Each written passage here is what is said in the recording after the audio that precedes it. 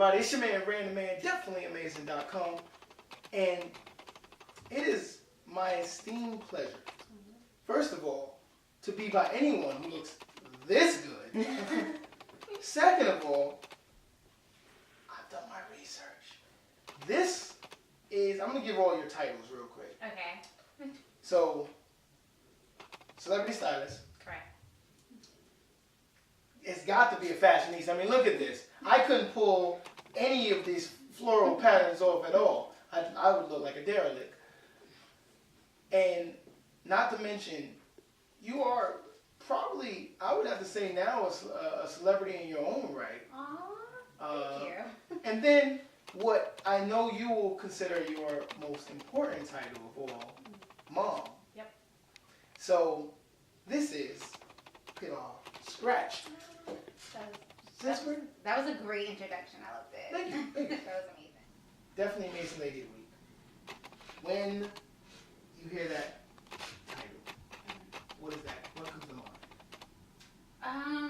It's a pleasure to be here. Like, my publicist sent me it over, and I was like, I want to do it. Sounds amazing.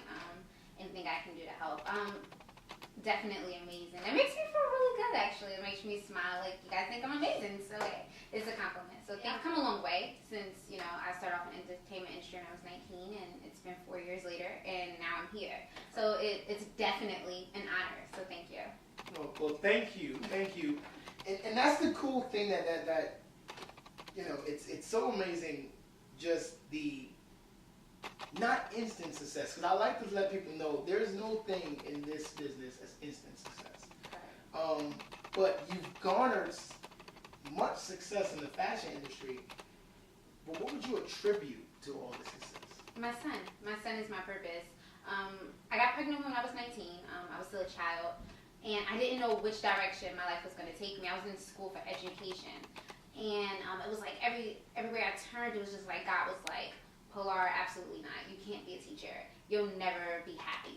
So it was like I had my first fashion show. I found out I was pregnant. And my aunt being Rah Digga, I just like, auntie, you know, she had her child when, you know, she was young and commencing her career in the entertainment industry. So she's like, look, I'm going to give you this opportunity and you work with it. Just because she's my aunt, it doesn't mean that she handed something to me on a silver platter. She made me work for it.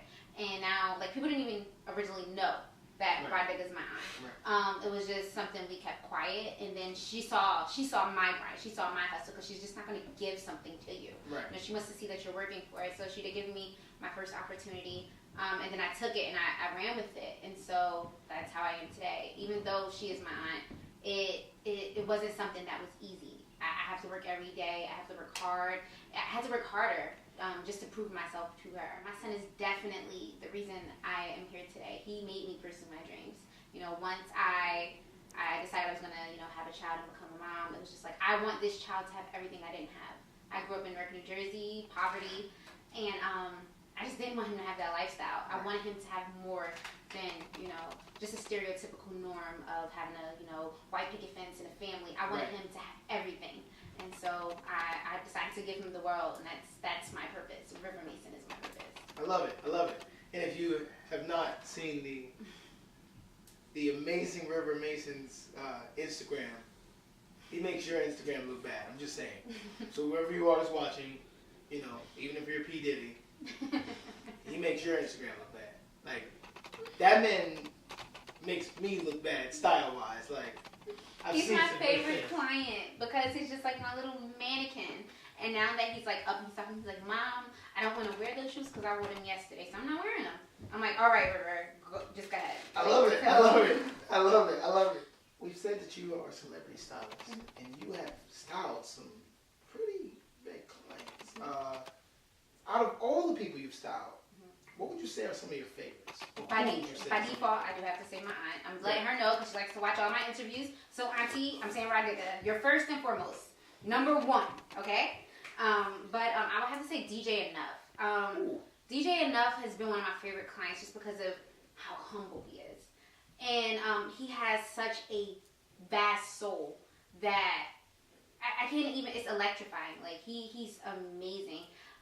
DJ Enough would definitely one of my favorite clients of all times. After Enough, who Alright, so that's radio. I don't want anybody to be mad.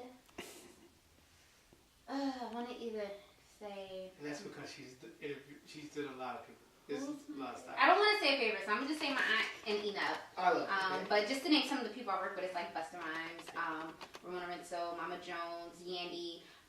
It's a lot of people, but yeah. I'm just a lot of people. So yes, definitely you have. Just Google me, you'll see. Yes, definitely. Yep. Out of all of your titles, being mom, as we said, is the most important one.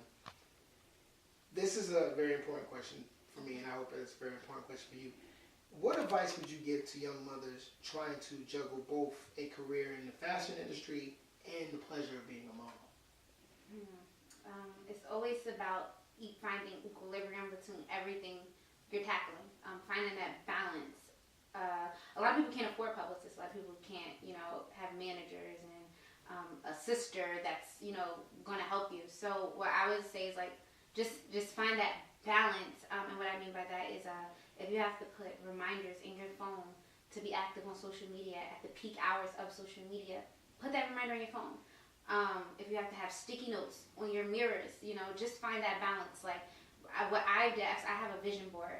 And I remember when I first started off in my first fashion show ever, Scratching Brutality, my vision board was just a pink poster board and on my room. And I remember I just had a mattress in my room. It was just a mattress, and this was my vision board, and this was everything I wanted to conquer in that month. And I said, in order to be successful, in order to feel good about myself, I have to accomplish everything on this list, and I did it plus. So I would say have a vision board, put reminders in your phone. Just find equilibrium, find that balance, and don't be afraid to ask for help. If there's someone out there that you see is grinding just as equally as you, cross promote, make the opportunity beneficial on both parties. Right. So just find that equilibrium, find a balance if you're trying to tackle it and trying to maintain yourself, because it's complex. It's very difficult to get there. Because I remember I would just run around like a chicken without his head before I had Efueko as my publicist. Oh my God. I would really be like, oh, I don't know what I'm doing tomorrow. What am I going to do? I don't know how I'm going to do this client. Go get River from school, cook dinner. It was just crazy. But once you find that balance, you just, write out a vision board and just go from there. That's what I would say do. I like that. I like that idea a lot. I like the sticky notes idea. I like all that. Shout outs to the lovely publicist, because Efueko money. You can't get a better response than the response that she gave me for the email. She was like, yeah, and I was like, what? It's like, if I'd have known it was this easy, I would have asked before. I was like, oh man. But I would have to say that I think that the segment Definitely Amazing Lady is such a beautiful segment that when people get a chance to be a part of that, they do jump at the chance. But to have you on as a Dear Lady Week is a great honor. Courtesy of our good friends over at the Block Association, Black Fashion Month. April is Black Fashion Month as their tag. They're going with their 6th annual fashion gala, the Fashion 500 Gala. That's April 26th, which I will be covering. And I'll actually look pretty dapper. I use the new fiance to, make me all dapper and whatnot. I wanted to ask you, what are some of the hardships that you face as a woman of color in the fashion world? And why is having April deemed April's Black Fashion Month, why is that so important to a Black community? Why would you think that would be important to the Black community? I'm going to start with the April Fashion Month. I think that's important to the Black community because our culture isn't recognized, and it's like we didn't have a culture for a long time. And I was just at Ty Hunter and Claire Summers' event for the Corner Social yesterday for No Basics brunch, and I was seeing the African garments been taken and made fashionable, and just adapted our culture into fashion is amazing. People like Kanye West and Ty Hunter have really set a path for us, and because before it was just I don't want to say it wasn't ethnic. It definitely wasn't ethnic, ran by people of color. So it's important, just like Black History Month is important. It's important for us, I believe, to have our own separate month just to acknowledge our success and our growth. Just like how everyone has a birthday. It's important. It's very, I feel like it's significant to our culture just to take that moment to acknowledge our growth as a community, because we haven't had it, and there hasn't been as many as successful African American entrepreneurs as there is today. Right. So I think it's very important. I feel like that's actually very amazing. A lot of people always say, Rand, you know, you do a lot of great things putting women onto, you know, the scope. But I believe it's because women actually have tons more hardships than men. And any chance that women can discuss and have a dialogue about those hardships and then have that back and forth saying, hey, you know, this is what I've been going through, this is what you went through, this is how we both overcame it.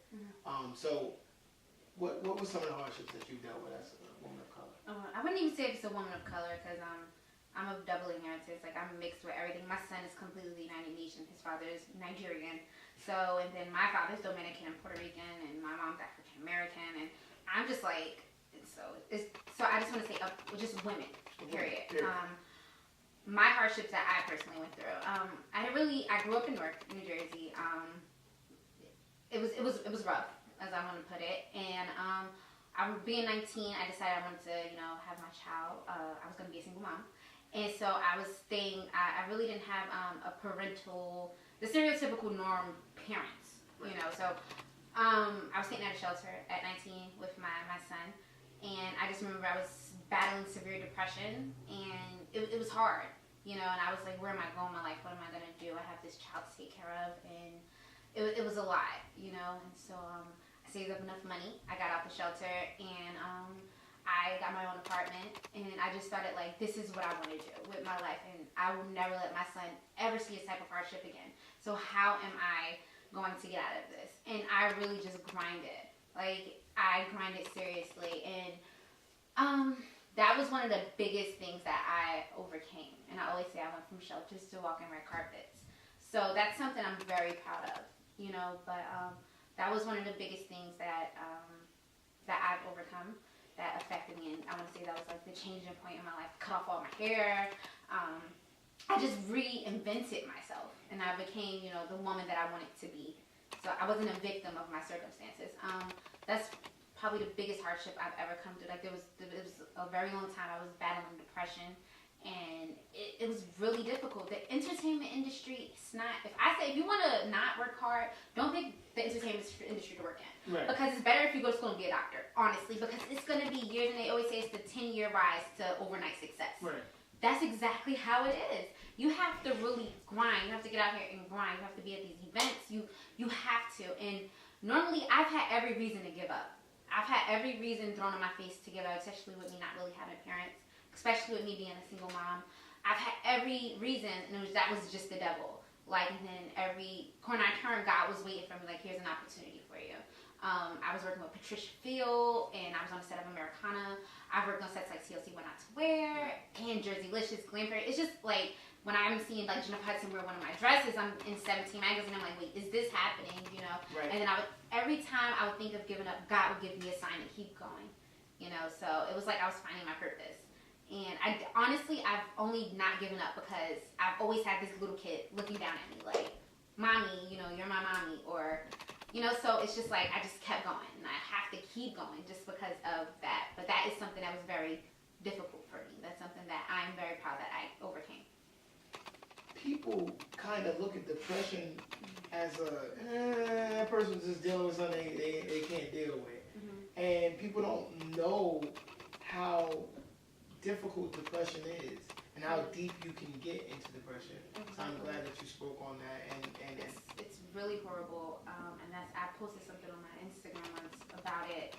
And the response I just got back from women, I'm like, I just had a whole bunch of women email me, and I took that day out just to answer them.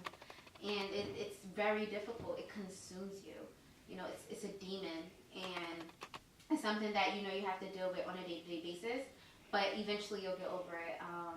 After I had my child, I went through postpartum depression, and after that, it's just like it can come back any moment. And you need people around you that are positive, and people that will uplift you and tell you, you know, keep going. You know, so it's something that's really severe. I feel like there's not a lot of awareness. Yeah, to depression. I would definitely agree. I would definitely agree. I'm going to ask about something that you probably been asked about a million times. Okay.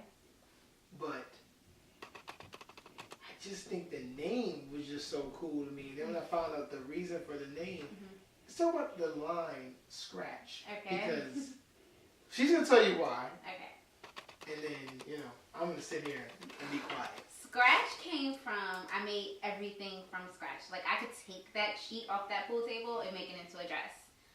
No arrogance, but I can. So everything I had, I would make it from scratch. And I remember my grandmother, she taught me to sew when I was 8. And so I would make like gowns and stuff. I would get in so much trouble. Like, my grandmother would be like, listen here, don't you touch my don't touch my curtains. And right. I'm like, but you taught me how to do this, so you have to accept this.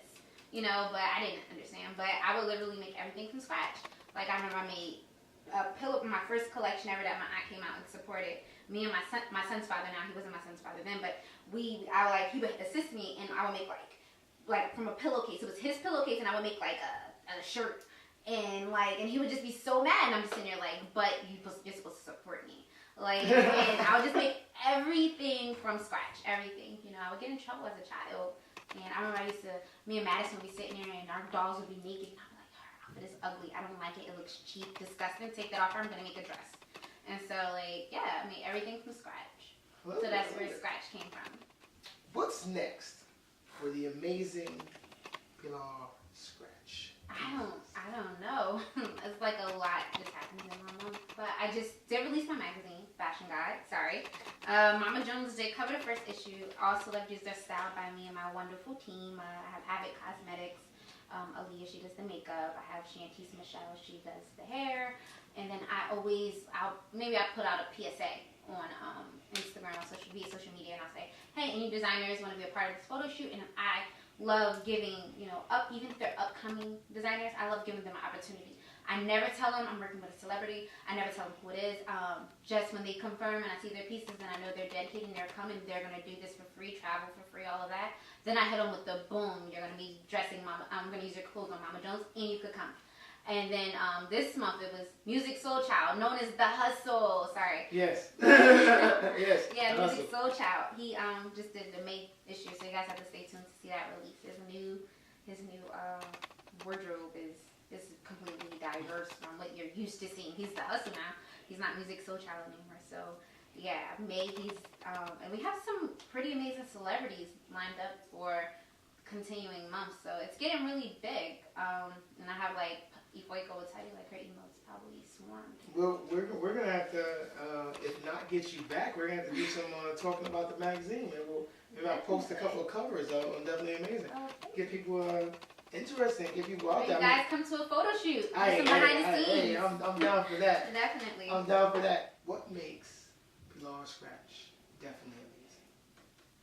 Let's just start with what makes me is me, my son.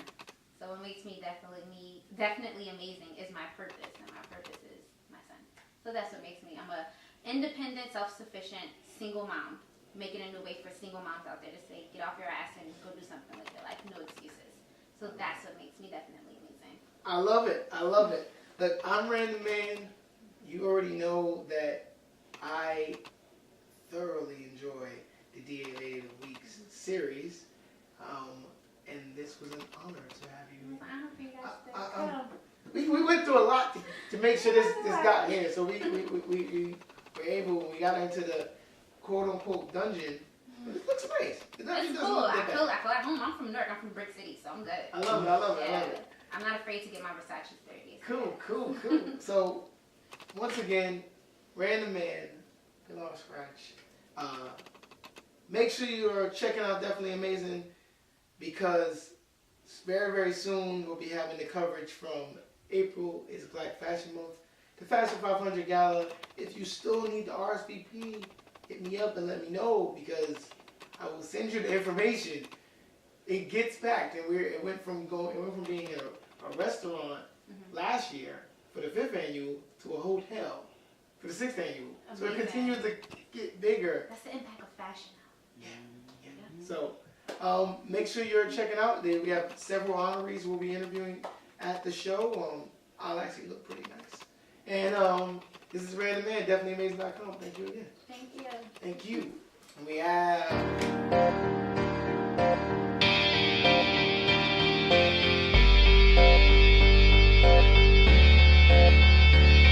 Hey.